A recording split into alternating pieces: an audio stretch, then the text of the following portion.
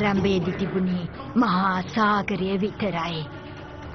සාගරයෙන් දූපත් මාතාව මතු වුණා. ටෙෆිටි. ඇගේ හදවතට මේ ලෝකේ බලවත්ම ශක්තියක් තිබුණා.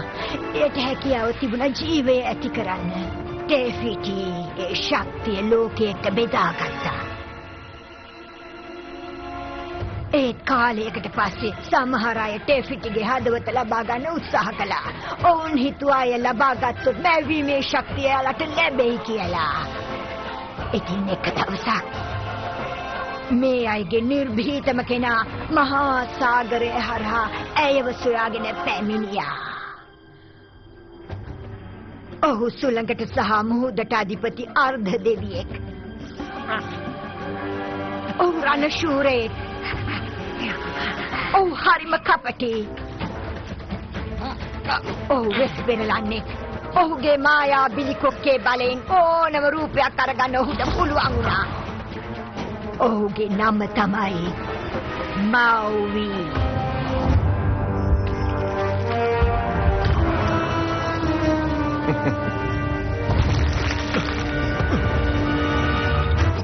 ඒතැගේ හදවත නැතුව ටෙෆිටි බිඳ වැටෙන්න ගත්තා.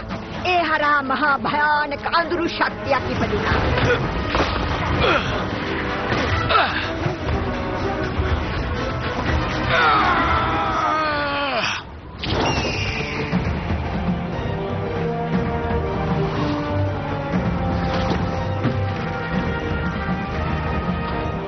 මෞවි පැනලා යන උත්සාහ කළා.